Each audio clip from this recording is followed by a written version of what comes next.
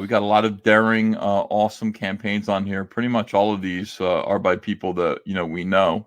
Smokes the Fox is here. That's a nice Mike Barron campaign. Mike Barron wrote this. Chrome Dog, happy to see that here.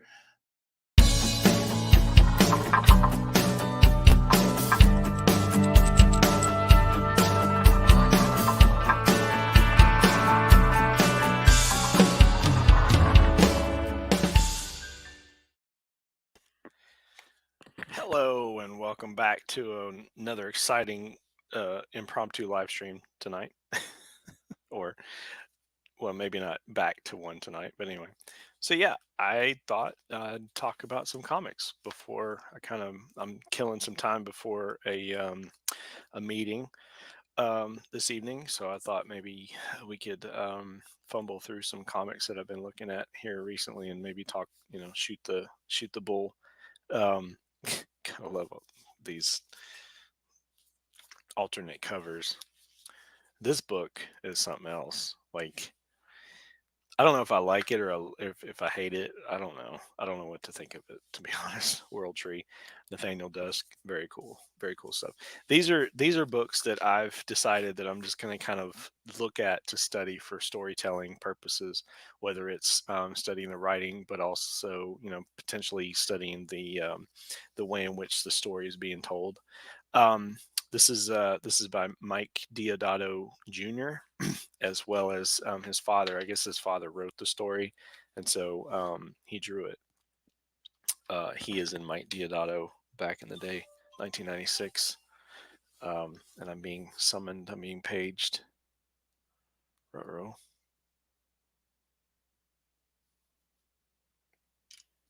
Okay, interesting. All right, so So yeah, this book is I really like this style, and also how I think they what do they call it? Zipatone, I think is the term. How they come in here and they use that texture for these different things, um and I aspire to go back to this. Oops, forgot about that. um Yeah, there's certain graphic things that can't be shown on YouTube in here. Um, but yeah, like just the overall styling of it, the black and white nature. I think we've gotten just too complacent with coloring. Um, and sometimes I think coloring has a tendency to pull us out of the story.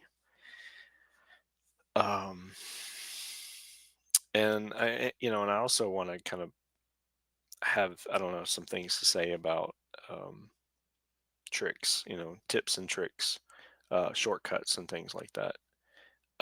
This is graphical, storytelling. Um, should an artist cheat to achieve a shot by using, photos, potentially, actually tracing the photos? I mean, that can certainly be debated. Um, but at the same time, using photo reference, I mean, is obviously you want to use it as a reference, not necessarily to draw the thing. But at the same time, um, you want to like move the heck on, especially when it comes to like backgrounds and things. So I, I don't know. I don't really feel like I have much to stand on in that regard because I'm just a fledgling artist myself, so I can't really point to anything um, particular. What I find interesting here is this astounding artwork by Mike Diodato Jr. Right. So this here, which we see here on this cover. So we're to believe that this is Mike Diodato Jr. here, but yet this is also Mike Diodato Jr. here. And which I don't disagree, but I find it interesting how he goes from this very photo realistic style to whoops I keep coming back to that page, um to then like switch over to this very 90s style, which I mean, I like this style. I like them both, you know. Of course, here's another story that's kind of fun that Mike Diodato did. Very, again, maybe photorealistic's not the right word, but I mean, look at that. um Regardless of how he got these shots, you know, it's pretty powerful stuff. And the dude, like, he's taking headshots like constantly. Um, but how an artist can just pick up and change styles like that. How do you even do that? You know. Um, but I guess perhaps he felt pressured at the time because this was 1996, according to this. And of course, he kind of lays out a little bit of like the reason why he's producing this book. Um, but I mean, of course, this is you got this cover with the trade dress, and then you flip it over, and you got it's a virgin cover of the same photo, which is great, especially for those of us that want to see all of the details that are going on here. But this is clearly, consistent. This is clearly not the same character that we see here, right? Stylistically, like this guy is more realistic in his dimensions, um, overall. And then here he is, broad, like we're talking like broad Hulk-like shoulders. Um, he's got pouches. It reminds me of Chrome Dog. I love it. I love it. I do. I love it. This guy is so cool looking. So anyway, it's just a fun book, and I'm glad to have found that hidden little gem. So I found this one. This is, of course, this is Mike Mignola here on the cover. Um, it, hard to mistake his style, that's for sure. But it's kind of a tease because he is the writer, and then of course he did the cover to the book, but he's not the one who's doing the artwork for it, which is bittersweet. But this guy, whoever this is no slouch, so it works. Um, I I like I like how, like, the the storytelling. You don't need the all the words on the page. I don't remember this particular book being very verbose, which is good. Um, but then I mean, you kind of you have the tendency to kind of run through the pages, when you don't have a lot of words. So it's kind of you know here and there. But I'm definitely more about looking at books and discussing what books, what works, what doesn't work, um, different shots than the present um, issues that certain creators have with each other. I think I don't know. To me, I get kind of bored when people complain about another creator one way or the other. I mean, I get, hey, I want to be on the A team, or I want to be on the B team, or like for me, I'm just, I'm over here in the sidelines, in the stands, just watching them. No, this is cool. So crab, boom. Obviously tied off, I guess, to a cross on the steeple. That's interesting choice they did there. But zeppelins are always cool, especially when they blow up. I guess the implication being that it's hydrogen, helium, not so much flammable. Um, but yeah, I got another book. It was called Lady Baltimore or something, and it's not good. It's not good at all.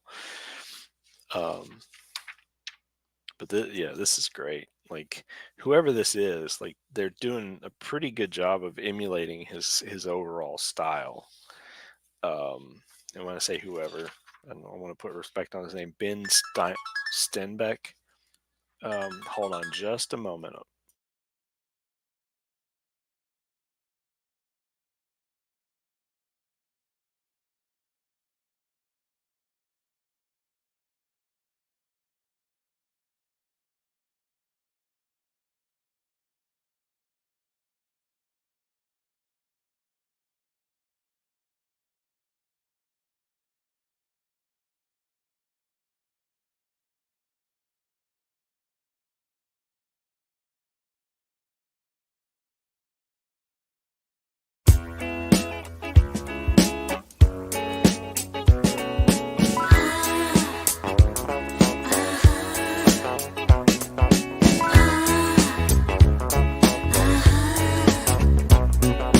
Hey, I'm your life.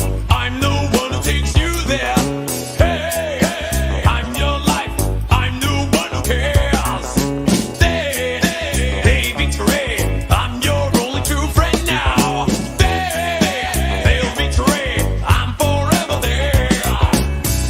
I'm in a spin, shaking on a string, you make me feel like dancing. You know it's sad but true. You make me feel like dancing. You know it's sad but true. You make me feel like dancing. True. I feel like dancing, dance the night away. I feel like dancing, dancing.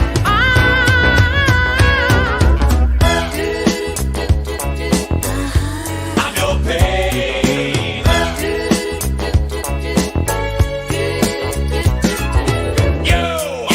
You're my master. Still on mute. There we go. Sorry about that. Had a just like an impromptu phone call middle stream. Gotta love it. Yeah. So Ben Steinbeck, or Stenbeck, I guess there's no I there, but Stenbeck. So yeah, like I said, no slouch. Definitely, can definitely see the influence and what he's trying to go for here. Um, if you'll just hold.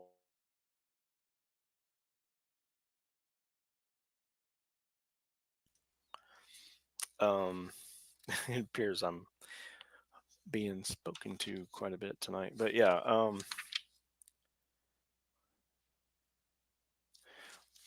Yeah, I guilty as charged. Like, I haven't read the book. I've just looked at the art in this particular one. And I look forward to kind of going back and doing a deeper dive on it. I've been enamored with what Dark Horse, what I've seen from the Dark Horse stuff. This book, story wise, is, I mean, the art style is not necessarily, I don't know, not really my thing. I do like the story at least a little bit. It's got some grittiness to it, very detectively. I don't know. It's not worth showing off in my opinion. Plus, it's got racy things in there that people might YouTube might fuss at me for. So I don't want to cause that to happen. Now, this one, this is a horror, like a horror movie variant cover for this book, Ribbon Queen. Wow, this one's wild. And this one I'm definitely going to be kind of studying because um, I love the cop drama aspect of it. The inter what do you call it? The politics of being an officer. Whether when you've got a detective who's kind of coming back off of suspension, and then she's got her boss and this and that. One theme that I've noticed, and I don't know if you've noticed that out there, but one theme that I've noticed in a lot of modern media is there lately I've seen it in so many different things. You have a especially in like almost I don't want to say maybe police or military, right? But you have a black commanding officer, or in this case, he's like the police chief, or lieutenant, or captain or whatever. And then you have an Asian female. So you got a black male and an Asian female who's subordinate to him. And so, like, I watched the movie Renfield, and it did the same thing. You had a black man who was in a position of power with a subordinate Asian female. And then I also recently watched Pacific Rim, and he had a similar situation between, this black, imposing black male figure who has, who kind of adopts an orphaned Asian daughter. And so, like, I don't know what this is. Like, I'm really trying to understand where this is coming from and what it means. And I'm not even like drawing in, like, I'm not saying that there's anything good or bad about it. I just, like, I find it interesting that it's starting to kind of, it's showing up in different places. So yeah, we've got these SWAT come in, and they save this woman from being carved up or whatever. This is a very crazy book. It was definitely. I only bought this because it was in the dollar bin. They didn't have the regular cover. I always I always try to go for the first cover. I don't typically go for variants. Full disclosure. Uh, um, but yeah, I know there's not a like it's not heavy on action. It is a horror. This is a horror comic, so um, and they do pretty good, I think. And in typical floppy fashion, when you get to a certain place, I'm not going to turn the page because I don't want to give it away, but you get to a certain point, and it's a really good page turn right here. It's like, oh no, I want to see what's she looking at.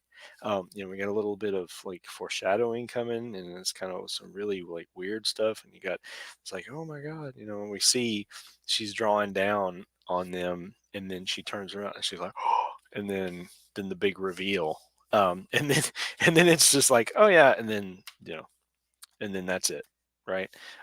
Lots of back-ended stuff.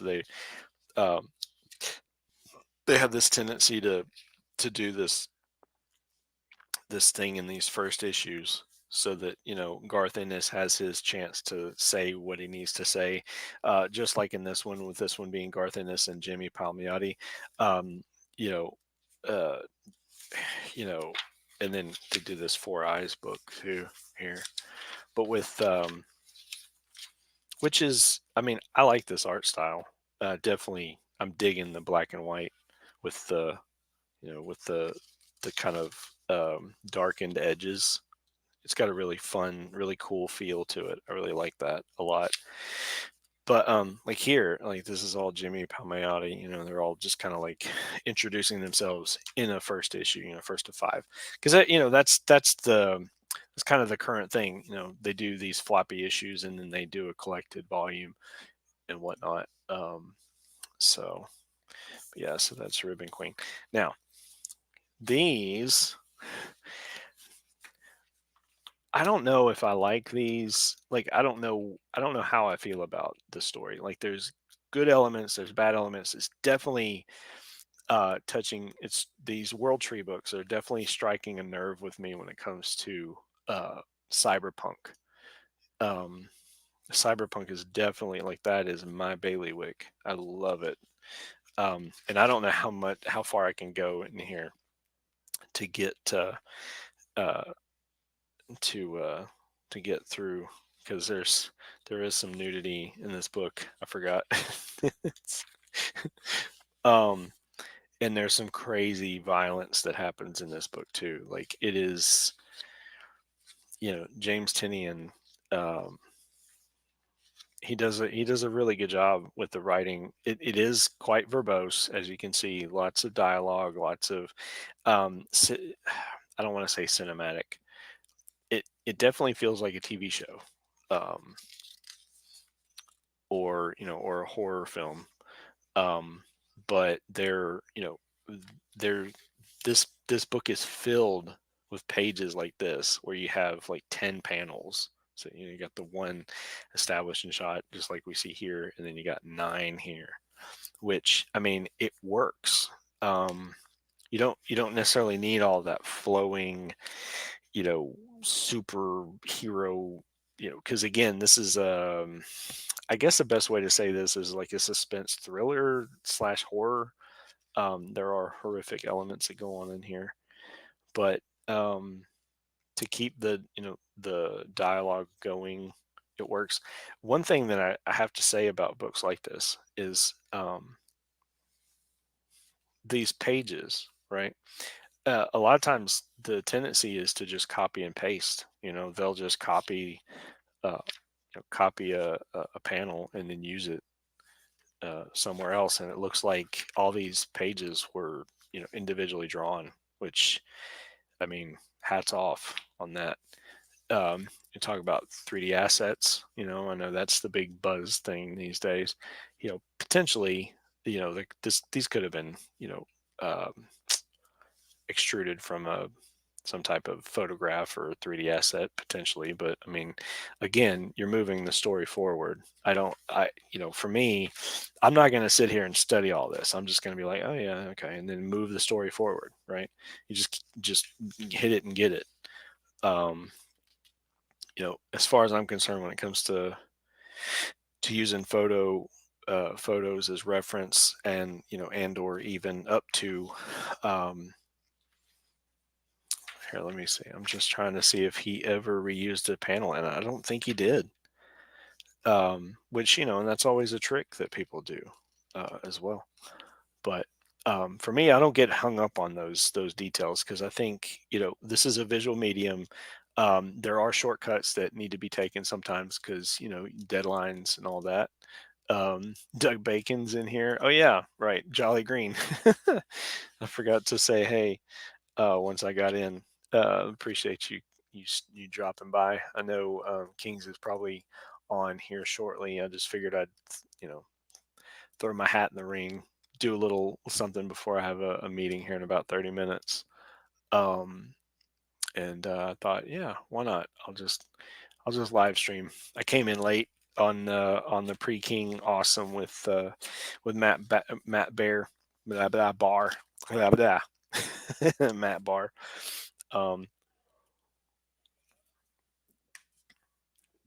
Welcome in, Duck Bacon. You caught me looking at World Tree, this Tinian joint, 4th printing. So that right there should tell you something. um, they actually went back to print a 4th time, right? I mean, this one, 3rd printing, issue number 2. Okay. People are, and then this one has a 2nd printing of issue number 3, which, I mean, I don't know how big the print runs were, but it was obviously, big enough for them to go back. Now, story wise, I'm not digging these 2 main characters, and what they got going on. And to be honest, like some of this stuff, some of the cultural things that happen nowadays, like I wish we could just go back to what it was like in the 90s. And there is not much of the rest of this book I can show because there's all kinds of nudity and everything in that book. I don't want to get in trouble here on YouTube, so maybe we'll move on to a safer book. How's that? But just to kind of here, let me. I do want to show something. I don't know if it'll give it away. Ooh, can't really show that. Can't show that. Yeah, that whole book. That whole half of the book.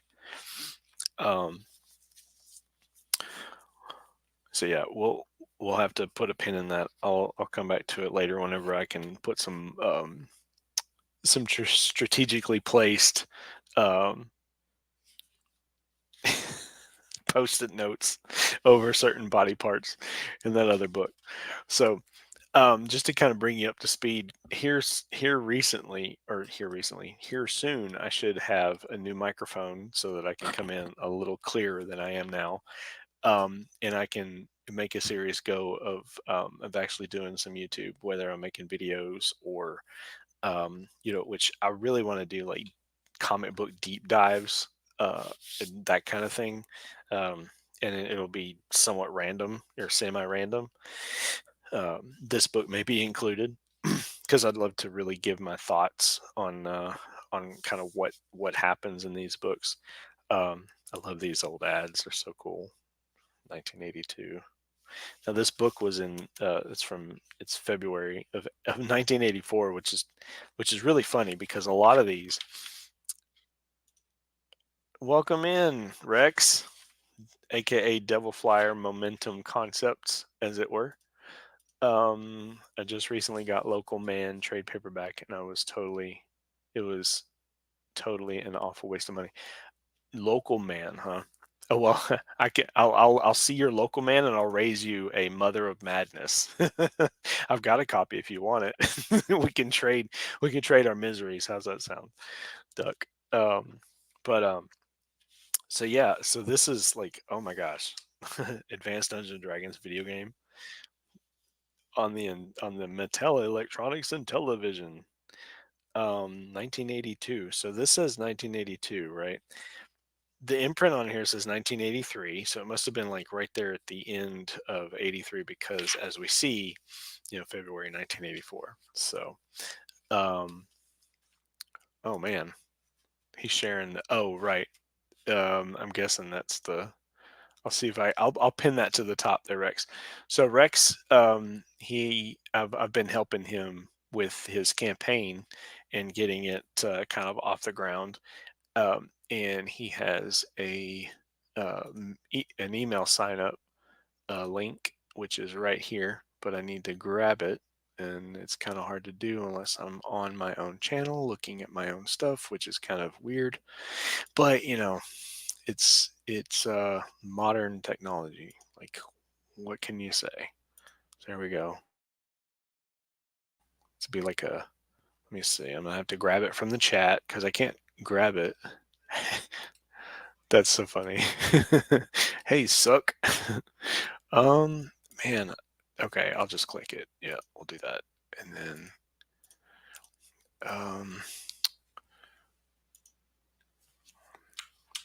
see if I can throw this in the let me ask you, Duck, can you click that? Like, does that have a link for you to click? It looks like it does. So I guess it is a link. I'll go ahead and pin it.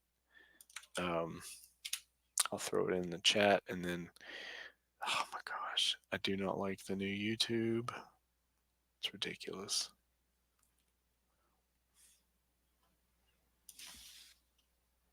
I'm going to spam my own chat just so I can move it up.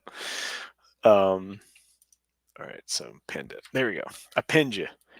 You now have a pinned link, sir. So anyway, back to what I was saying about this wonderful book. So this is a very, it is a certain, it wants to be noir, but at the same time, it's not. I don't even know what to think about it. It's, um, it's just a detective story. I mean, and it doesn't really go anywhere. I mean, it does a little bit. We kind of get a little bit of characterization, like we get to know a little bit of how Nathaniel Dusk does things or whatnot. But and it's certain, it's something. It's definitely something that I want to study um, when it comes to that type of thing. One thing I really like about I love it when I see dialogue with the icicles on the bottom because it kind of helps you understand where the tone comes from or how how they're speaking. She certainly is not happy, and it definitely conveys that in a way that's pretty jarring in a way because you're used to all these little flowing bubbles, and then it's less like, oh, it's icy. She's like, what the hell do you know about it? Here's your fee, Mr. Dusk. You can be sure I'll give you my highest recommendations to my friends. Now she's saying that because he's a private investigator and he caught her husband cheating. So that's what that's all about. That's why the icy dialogue. She gets done like she's like smashing his stuff in his office, and he says, "If you break the furniture, Mrs. Morrison, it doesn't change anything. It only gets added on the bill." Smash. Love it. Good old Hollywood drama happening. But yeah, I kind of like his background a little bit. That he was on the police force and it didn't quite work out. And so we kind of, this is almost like a day in the life of Nathaniel Dusk is essentially what this is. Um, and he doesn't do a lot today, but in the end, he's got his love interest and everything else. The thing about this that really struck me is they they go to all this trouble to color it. Now I don't know if this is watercolor or marker or um, whatever it is. It's very uniform, but they didn't ink it. Like it's straight pencils. So they go immediately from the pencils and then color the pencils. I don't like that. I would rather them just leave the raw pencils. Let me look at that. You know. Um, I will say I do like the feel of it. This comic book feels like it's been made by hand, and I do like that. Um,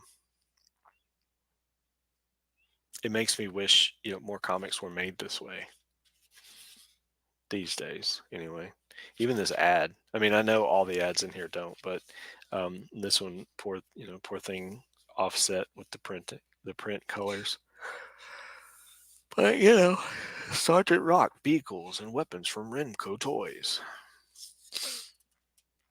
Man, 1983. Wow, I was 3 years old. I had no idea what a comic book was. No clue. I wouldn't know what a comic book was for another 3 years. Like here, if they had just if they had actually just done inks on this, I don't understand the choice. They obviously inked the cover, right? I guess that's just because that's what you do. It's a 4-part miniseries. It has a hell of a cliffhanger, that's for sure. But I don't know, like, to go straight from pencils, and we're talking like this is almost like me taking a pencil and just drawing it, and then just coloring over the pencils. I don't know why that choice. It's so bizarre to me. And they give you these clues continued on second page following. So it's like, oh yeah, expect after this ad, and when we go back here, something else I wanted to kind of show. Um, I don't know if it's laziness or just maybe it's a convention that's been lost. Yeah, here we are, right here. Continued on third page following. I know it's kind of hard to see, but let me see if I can. I don't know if it'll be. There it is. Continued on third page following. But yeah, on this, I want to say it was way back here. It's like the first few pages. There's an arrow.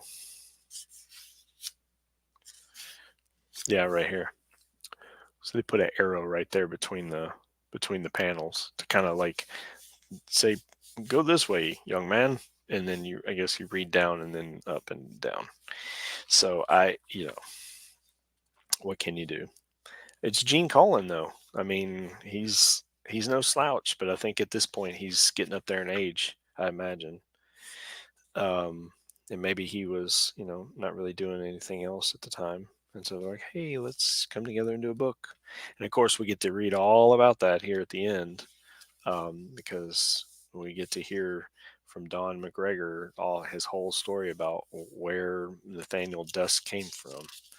So yeah, look at that. Return of the Jedi, Death Star Battle, video game cartridge for your Parker Brothers for your Atari 2600, and soon available for Intellivision. Gotta love those old video game ads. Love the 80s. Oh my gosh. See, I was like, this was so early, I never even played with these toys. I remember like Mask, things like that. All right, so since we're in the 80s, we might as well stay in the 80s for a sec. I wanted to bring this one out. I had no idea that this was like the book that kind of started it all. Unless I'm wrong, but we got Frank Miller and Klaus Janson with Denny O'Neil, Jim Shooter, Joe Rosen. Like, this is like unless I'm mistaken, you can correct me, Duck, but like this started the whole thing with Frank Miller's run on Daredevil, the famous one. Man, I read this. It's good. It's really good. So cool. I had no idea that I even had this thing. I used to hate those ads, and now we have nostalgia for them. Yeah, so I like the ads in that book. I don't really like the ads in this one. I don't really have nostalgia for these. I just don't. It's like, okay, cool. It looks like it's a classified ad for comic book shops that are nowhere near me. So awesome. Flip. And this one here, they went in and they colored all of the captions that were that are Ben Urich's. So like we kind of get a sense of him. So we have whispering here. I'm trying to remember that I was reading a book. It was actually a more modern book that had thought bubbles. I thought that was interesting. But it's not this one. They'd already kind of switched over to just the captions. One of the criticisms of Chrome Dog was that I depicted one of my characters, Doc. That's what Chrome Dog calls her, Catherine. I depicted her without, she doesn't have captions. She doesn't have thought bubbles. She whispers to herself, like she talks to herself. Well, that's, that is what she does. She kind of says things under her breath. That's part of her character. The other thing was, it felt weird if it being Chrome Dog's book. I didn't want, I didn't want us to see what someone else was thinking. Maybe, I don't know. It just felt weird to me to do that. And so, of course, we see Ben Urich over here with his wife. He's like, "Oh yeah, I'm actually going to spend some time with you," and then the phone rings. And it's like, ah, and then she's kind of like, left out in the cold, as it were. Because he's got the scoop. He's got to go. Got to go where the story is. If it bleeds, it leads, as they say.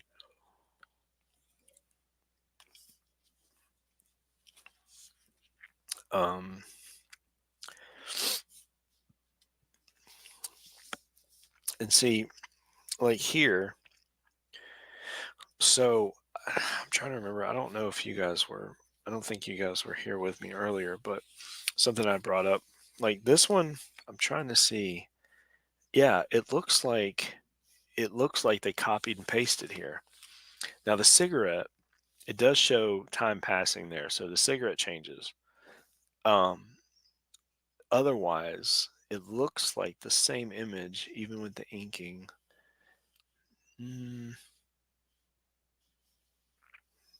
Maybe not.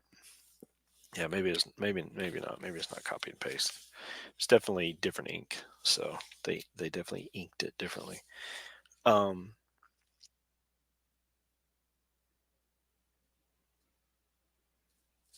But yeah, this dead space, interesting choice to do that. It's kind of like, we got sit tight, Ben. I'll check it out, and then he goes in, and subtle, he's not. This is, of course, Ben's voice, thinking to himself. He's like thwack, thwud, chalk, and all this noise. More like a one-man SWAT team. Then abruptly silence. So it goes like this and then down. And then we're supposed to go, "Don't do this to me, Matt. Come to the window. Tell me everything's okay, Matt." And then, as he's waiting, we're seeing the cigarette. And like this, this is it's freaking cool. There's really no other way to say it. And then that's the other thing. So even though we've got this double page, ad here, somebody was paying attention at Marvel Comics. They knew that, like, after this part, we needed to go immediately here, and boy, we're not disappointed at all, because we got, here he is. He comes crashing through the window, and there she is doing her thing, and then they're fighting. That's something I'm kind of studying too, is choreography. Being able to choreograph a fight. I got a really hard one coming up. Trying to choreograph a fight underwater. That'll definitely bring its own challenge. Both imaginatively, but also communicate, to actually like communicate that in the script for the artist to be able to portray what I'm trying to do with that fight. So that's coming up in Chrome Dog number 2. Yeah, that's going to be a beast. Yeah, let's see. So the only thing, okay, so she looks up. She turns her head and see, I don't know, man. I don't know if I think this one should have been up here, and then potentially, I don't know. I don't know. Maybe not. She's got her little sigh. Yeah, and then we got another ad here, and then back page, and then this is where he gets run through with a sigh, which you don't know what, he says lousy cigarettes. Very cool way to end it. Definitely, there's a cliffhanger. It's like, okay, is he going to live? Is he going to die? Like, what's going on with Daredevil? Like, we need answers, and we need them now.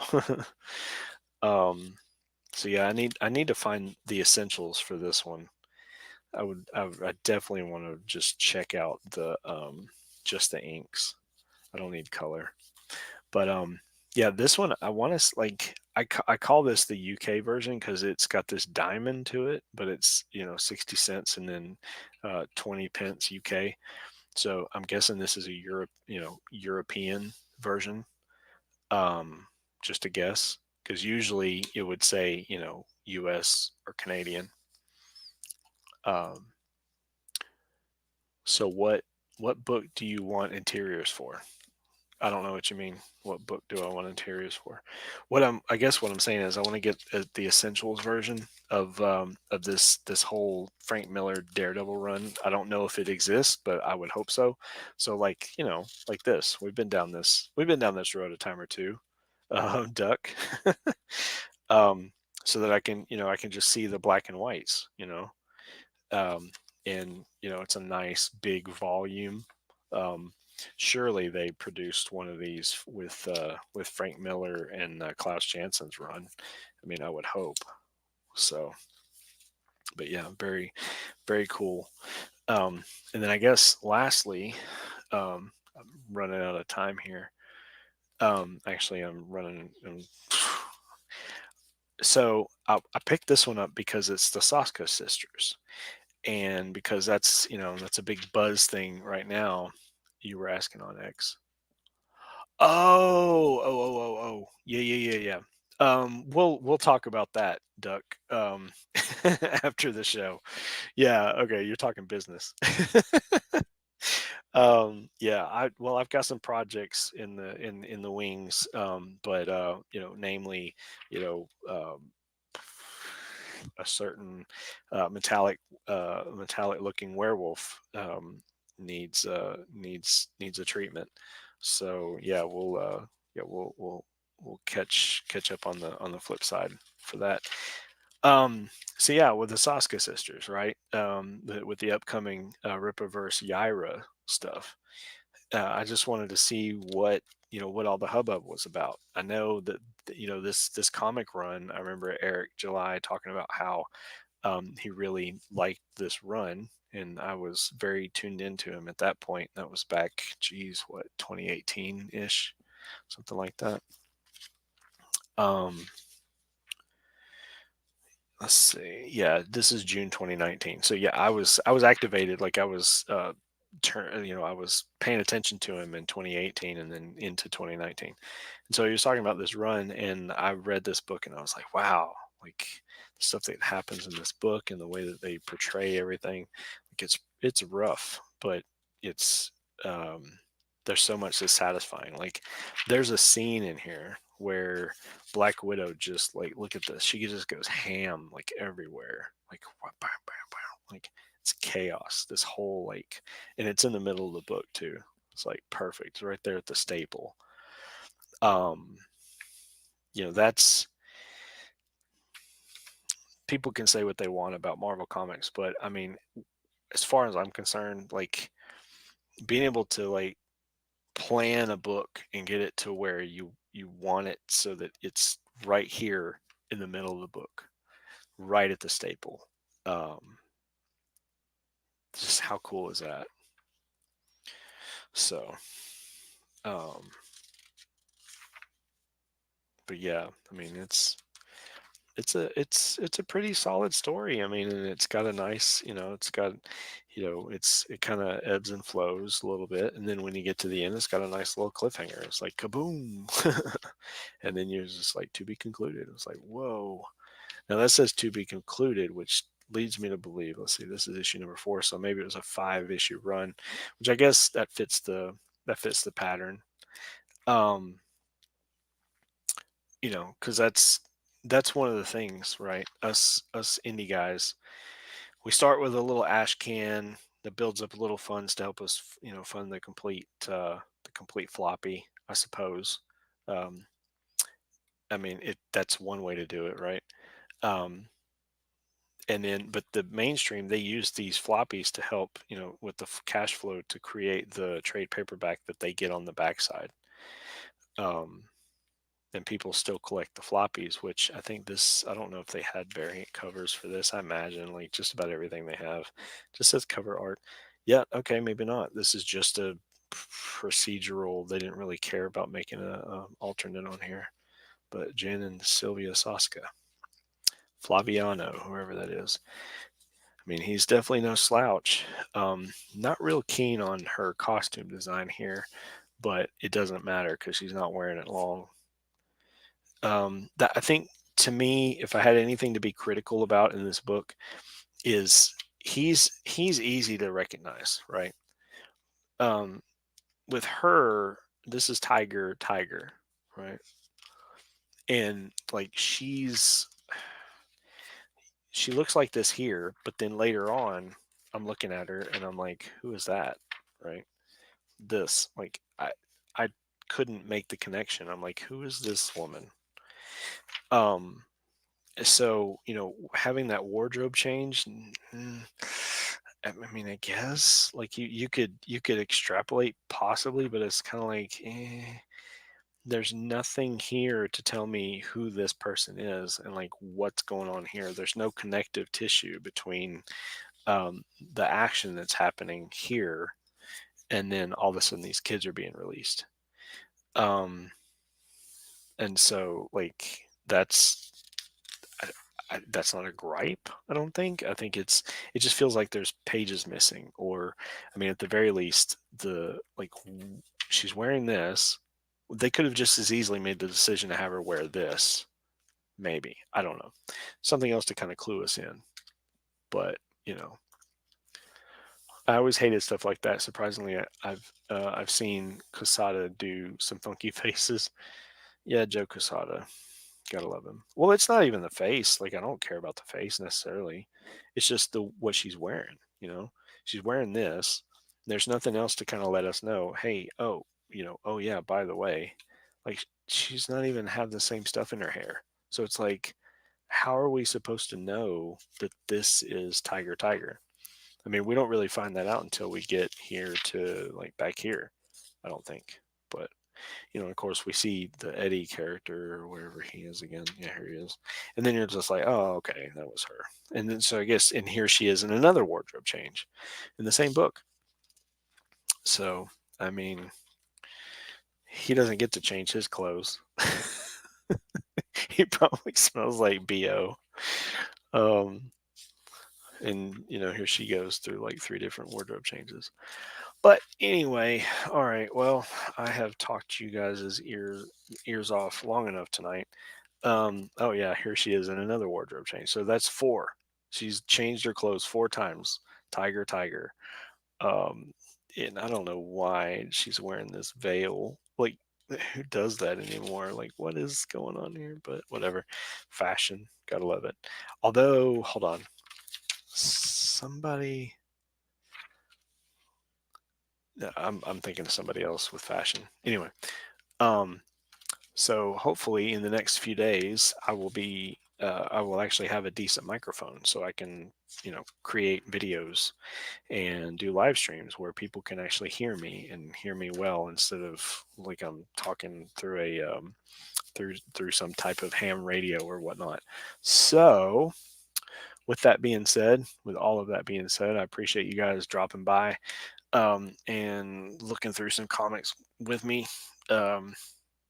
Please like, share, subscribe. Yeah, you can hear me, of course, but it sounds like I'm on a radio, right? Like I'm not. It doesn't have that nice like full body microphone. So I look forward to getting that up and going. But yeah. So stay tuned, and just a quick update. Chrome Dog should be completely fulfilled by the end of this week. And as soon as it is, I will open up orders back up for Chrome Dog issue number 1, the copies that I have left, so that so many more of you can enjoy that which is Chrome Dog in his present form. And look forward to what comes next. And also just please like, share, subscribe, tell everybody about what it is that we're doing here. Travis Adams, welcome in. Yeah, thanks for leaving that comment, by the way, on that video on Kelsey. I think it was Kelsey Shannon's video. Appreciate that. I really like the encouraging words I hear of people receiving Chrome Dog out there in the wild, and they appreciate what I'm trying to do with all the little tchotchkes. Even though, I mean, I did kind of go overboard with it, but it's mainly because it's my first book and I wanted to do a metal cover, but I didn't want to hem up the printing process by because I've seen other people struggle with that type of thing. So I just wanted to keep it somewhat simple. So I figured I love the bookmarks, and so I figure I'll just, why not? I'll make a metal bookmark. And this is actually, I've got this one here just to kind of show off a little bit of what folks may have missed on the current campaign. Who knows? Maybe I'll do one for the next one. We'll see. But anyway, glad you made it in. And even though it's right before I'm about to sign off, so until next time, make sure you're out there, you're eating your vegetables. As what is it? Hulk Hogan used to say. He would say, you know what, Mean Gene? I've been eating my vitamin, or I've been saying my vitamins and eating my prayers. But also just make sure that you just enjoy our wild America.